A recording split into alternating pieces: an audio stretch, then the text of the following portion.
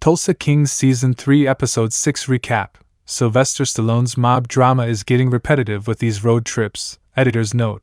The below recap contains spoilers for Tulsa Kings Season 3 Episode 6. Dwight Manfredi, Sylvester Stallone, hasn't gotten a single break this whole season of Tulsa King, but he's about to be squeezed from several different directions at once. Jeremiah Dunmire, Robert Patrick, ruined his launch, but clearly won't be satisfied until Dwight and company are destroyed. Quiet Ray lurches ever closer to Dwight's lucrative new operation, while Dwight's only ally, Bill Bevilacqua, Frank Grillo, is mysteriously in the wind. Surely it will cause tension with the KC mob that he's gone, and that his last known stop was at Dwight's. There's a lot to handle, and many forces in play for the hopeful bourbon profiteers, with no clear exit in sight. Episode 6 begins with a casual conversation between Dwight and his sister Joanne, Annabella Shora, where the former tells her that Bill Bevilacqua believes Dwight's been talking to the feds about him. Dwight finally tells somebody that the feds had contacted him about helping catch a really bad guy. And he admits, "If I don't do what they want me to do, everybody is going down hard, including you, because they know everything. Every plan, every detail, they know it all." He says he has to finish the job before anyone's the wiser, and that they all have to keep moving forward against all odds. An awfully positive mindset for someone in a vice. Back at the distillery, it seems the cops buy that the inspector died from a simple accident. Bodie Martin Starr is mad that he was tagged as the one to find the body, given that his good friend died recently in his arms.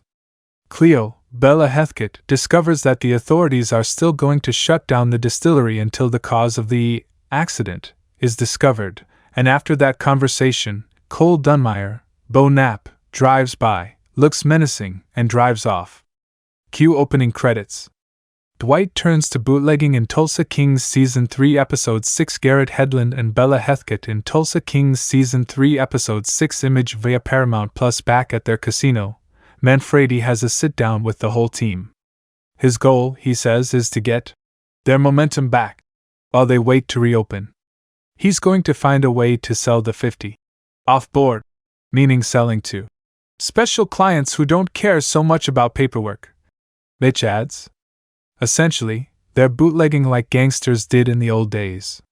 Dwight's reached out to his old friendly contacts, and they're going to work on the distribution, while Dwight uses the proceeds to secure national distribution. He sends Mitch and Cleo to meet his friend Johnny Wednesday in Shreveport. "I love our road trips," Mitch remarks. Goody, Chris Caldovano, sticks around to tell Dwight that Bevilacqua was missing following his meeting with Dwight. "Look, we got Casey looking at us hard now, Dunmire's coming at us, and Quiet Ray's gonna hear about this," Goody says. *T could get very bad. Goody asks if things were tense between Dwight and Bill, but the former thinks it was New York. He gives Quiet Ray, James Russo, a call. Quiet Ray picks up the phone, and Dwight asks Ray how the weather is. "It's okay, but it could get cloudy," he says. "The sun needs to stay out," Dwight replies. Ray recommends a vacation at Bubbles. He has Tyson, J. Will, and Bigfoot, Mike, Cash Flow, Walden, pack for an overnight trip to Hot Springs, Arkansas.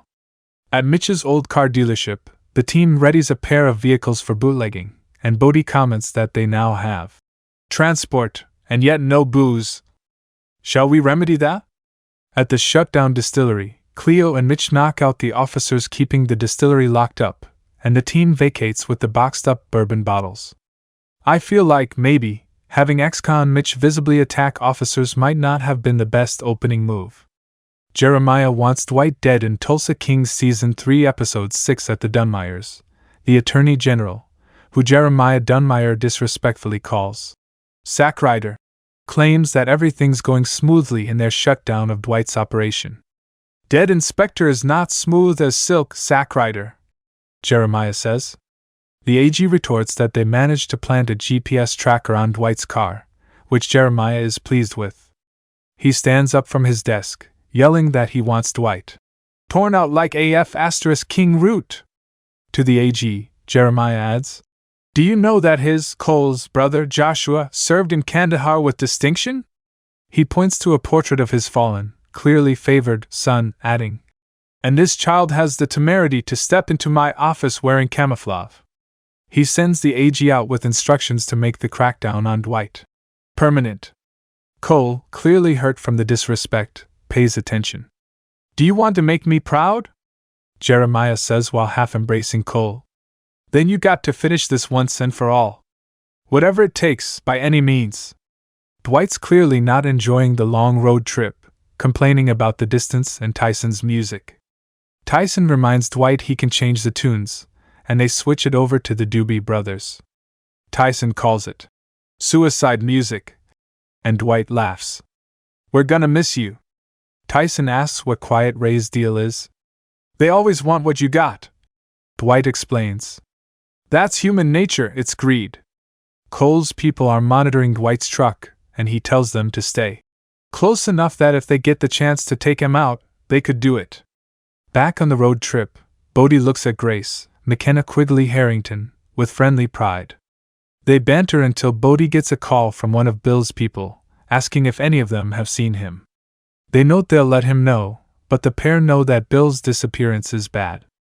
Tulsa King becomes How I Met Your Gangster in Season 3 Episode 6. Garrett Hedlund and Bella Heathcote in Tulsa King's Season 3 Episode 6 image via Paramount Plus. The next scene features Bill banging on the door of a locked room. You can't keep me in here, he yells. Let me the F***ck out. On the outside, Special Agent Musso, Kevin Pollock, stands by the door, looking a little worried. Meanwhile, Mitch tells Cleo he thinks everything's salvageable. He explains his backstory. Penniless after his prison stint, he borrowed some of his dad's pension to start his bar before Manfredi walked in. We had this real meets real kind of moment, you know? I just knew that man. I don't know why, but I trusted him. That's rare, Cleo says. Lo and behold, in 3 small steps, Mitch continues, he turned Bread 2 Buck from a dive bar into a full-fledged F***king casino. He put a crew together, a bunch of people I never would have known, never would have met, not in a million years. And somehow, Cleo, it worked. And it's still working. Then they hear a police siren. They're getting pulled over. Dwight notices a truck following him and calls Bigfoot, who notices, and they don't know he's there. Dwight and Tyson pull into a gas station to pick up a beverage for Bigfoot, and Cole's stooges follow immediately into the station with Bigfoot behind them. While Dwight and Tyson make the purchase, we can see Bigfoot knocking out Cole's stooges with ease, while he disappointedly watches from afar. With Mitch and Cleo, the officer who pulled them over wants their license and registration, and menacingly asks both Mitch and Cleo to exit the car. Staring them down with a perverse grin, the cop tells them, Cole Dunmeyer asked me to say hello. Cole calls Jeremiah to explain that his people have Mitch and Cleo, and that they've been bootlegging the 50 across state lines. Jeremiah makes it clear he only cares about stopping Dwight. You need to find Manfredi and end him. Elsewhere, Dwight, Bigfoot, and Tyson show up at a hotel under an assumed name. Tyson asks how Dwight's feeling about the upcoming meeting with Quiet Ray. Dwight says that it depends on how much Quiet Ray is going to lie. Is the truth gonna slip in there by accident? Tyson says that Ray looks weak, but Dwight tutors Tyson on the difference between how someone looks and is, noting most of Quiet Ray's enemies quietly end up in cement. Back with Mitch and Cleo, handcuffed together, the corrupt officer opens the trunk to see the 50.